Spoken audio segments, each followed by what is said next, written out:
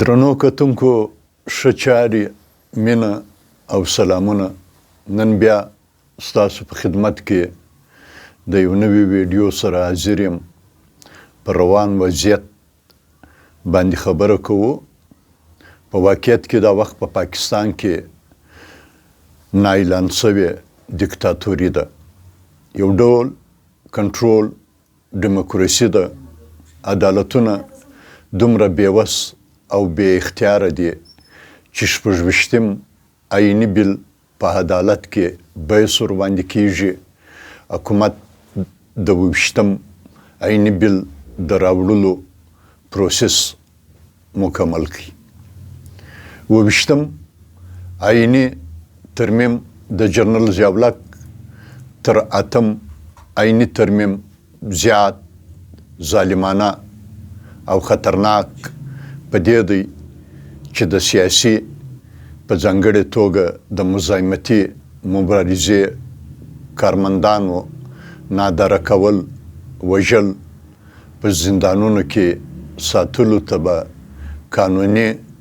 جواز ورکړي. مزاحمتي تحریکونه به په ځانګړې توګه PTM، BYC، BILA او نور بلوچ ازادي غوښتونکو خلاف به پوځي عملیاتو ته نورم شدت ورکړي. اوس هم په استانبول کې د دریم پړاو خبرو د ناکامۍ عمده علت همدا دی چې پاکستان په افغانستان کې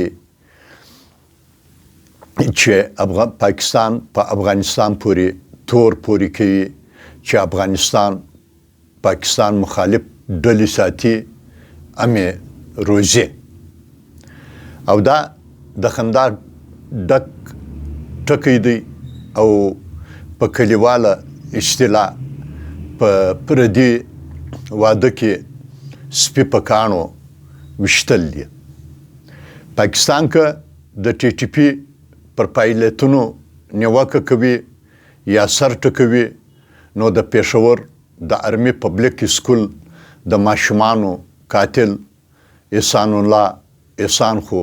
د دوی سره و، هم د دوی د زندان څخه ولاړی یا یې ویستی چې وروسته احسان الله احسان د ویډیو د لارې وویل چې دوی و ماته یو داسې لیست راسپارلی دی چې دا او دا سیاسي پښتانه مبارزین به وژني چې شهید عثمان کاکړ او منظور پښتون یې په سر کې وو.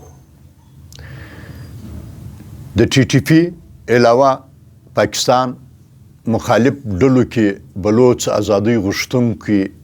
مبارزین دي. پاکستان په افغانستان دا تور هم پورې کوي چې بلوچ ازادي غوښتونکو ته په هلمند کې ځای ورکړی دی او د هغه ځایه خپل پایلټونه کوي.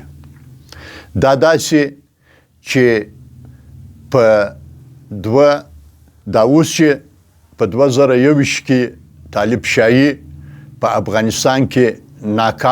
حاکمه شوه، په ډېره چټکتیا او ځیرکتیا د کندهار په عینو مینه کې مهم بلوچ مبارزین د سر قوماندانان لکه بشیر اچو او نور ووژل شول. یو شمیر بلوچ ازادي غوښتونکي په نیمروز کې طالب مسلینو پاکستاني استخباراتو ته په لاس ورکړل. نو اوس څنګه طالب کولی شي چې بلوچ ازادي غوښتونکو ته په هلمند کې د خپلو پایلټونو اجازه ورکړل شي؟ د استانبول د درېیمې غونډې تر پیلېدو یوه ورځ د مخه په سپین بولدک کې جګړه رامنځته کول اصل کې د یوې بلې جګړې تمرین دی. څنګه چې د استانبول د درېیمې غونډې د ناستې پاکستاني پلاوي مشري د ISI د چیف لخوا طالب شاهي ته دا خاموش پیغام ورکول دی چې طالب شاهي نظام به زموږ په کومنده وي کنې افغانستان به لوټي کو. افغانستان خو تر دې ته مخه د اتیا د لسیزو څخه پرلپسې څلور لسیزې پنجابي استعمار لوټي کړو. د پاکستان دومره تکبر کوي او ولې کوي. وزیر دفاع خو تر دا ځایه پورې وایي چې د افغانستان په خاوره به ورننوځو هلته به خپل هدفونه په نښه کو. پاکستان یوازې نه دی. د پاکستان تر شا امریکا په ډېره بېشرمانه توګه ولاړه ده. ځکه په افغانستان کې د پاکستان لخوا وار مداخلتونه سوي دي، هم جګړې سوي دي، خو اوس دومره په تکبر چې کومه جګړه کوي، کومه سلسله چې کوي، د هغه تر شا امریکا ځکه ولاړه ده چې امریکا د باګرام اډه غواړي او د پاکستان چې دا جګړې کوي، په افغانستان کې مداخلت کوي، دا د امریکې د لوري یو داسې فشار دی چې د باګرام اډه دوی ته وسپارل شي. پاکستان وایي چې افغانستان یا طالب شاهي به زموږ په کومنده وي. ځکه دوی د دې دلیل دا وایي چې موږ په پاکستان کې تر 4 لسیزو 4 میلیونه افغانانو ته پناه ورکړې ده او نن چې افغانان د کډوالو په نامه باندې د پاکستان شړي، د پاکستان باسي، په ډېره بېشرمانه توګه یې باسي. یعنی سطر چادر او چاردیواري دا ټول پایماله کوي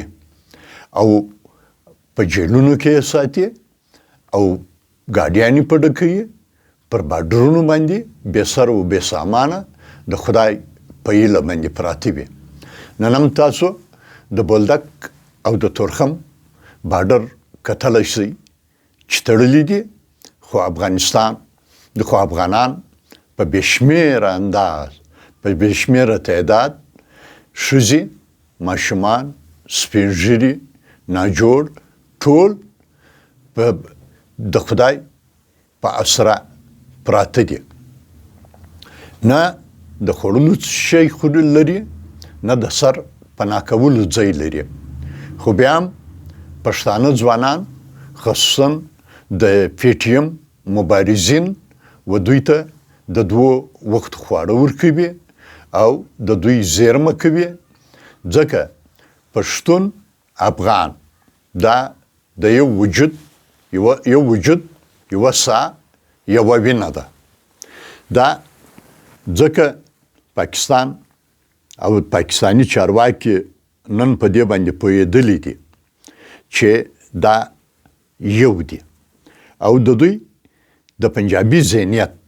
دا خبره د دوی په ذهن کې ده چې افغانستان زموږ 5مه صوبه ده. کله چې د جنرال ضیاءالحق په دوره کې د هغه مال خزانه وزیر یا د مالیې وزیر غلام اسحاق خان د 4 ولایتونو بودجه و ضیاءالحق ته وړاندې کړله، نو ضیاءالحق د هغه وخت و وزیر خزانه غلام اسحاق خان ته وویل چې دا خو د 4 ولایتونو بجټ یا بودجه ده، د 5م ولایت بجټ یا بودجه کمه ده. غلام اسحاق خان وایي چې په اریانتیا سره مې ورته وویل چې 5مه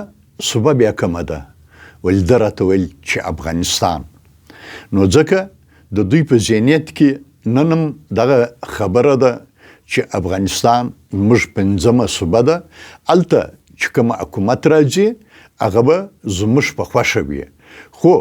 افغانستان یو خپلواک هیواد دی، خپله خپلواکي او خپل ازادي د فرهنګي فرنګي به د شوروي بیا برته د امریکن او د ناټو پوځونو څخه د سر په بیه باندې ساتلې ده نو پاکستان کچيري دومره غرور کوي دومره تکبر کوي نو امریکي امپریالیست قوتونه نن تر شا ولاړ دي او افغانستان یو بار بیا په کندوالو بدلول غواړي بیا به کورنۍ جګړه پیل شي ځکه چې د پاکستان ګټه په افغانستان کې یو وران ګډ حکومت رامنځته کول دي چې په افغانستان کې جګړه وي د دوی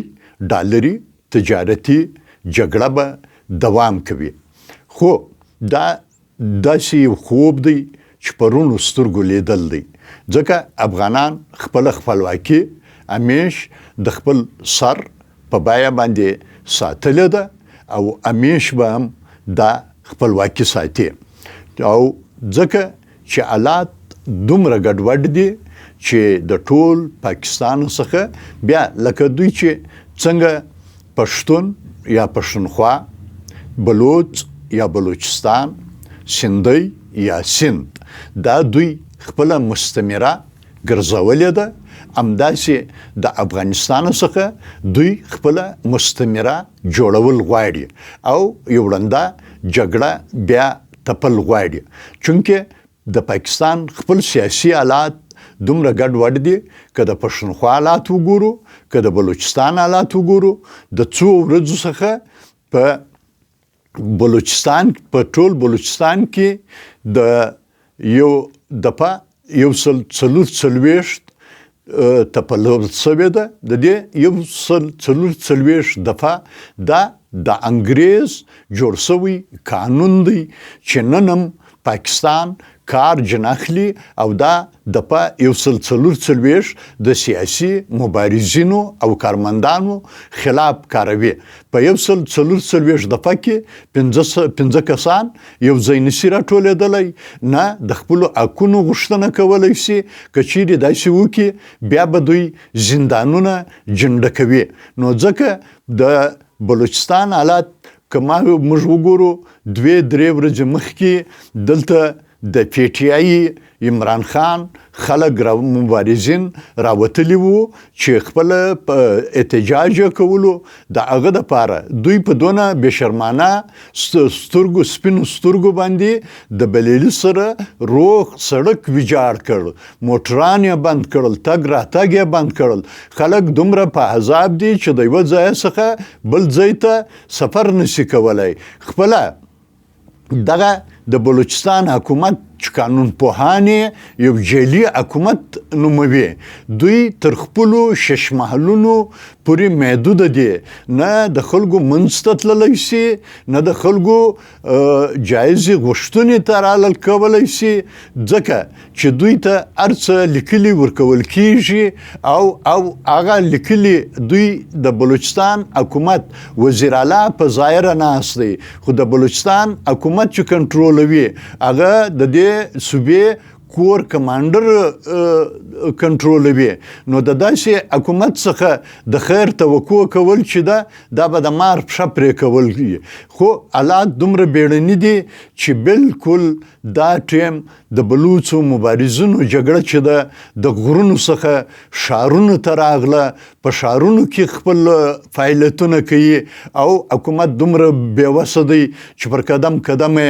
د پولیسو او د ملیشې چوکۍ جوړې کړي دي خو بیا هم دا دوی کنټرولولی نشي نن دا د دوی ترلاسه ده د دوی وختونه چې دي هغه ډېر لږ دي چې تر څو پورې په پاکستان کې ډیموکراسي په رښتنې معنا باندې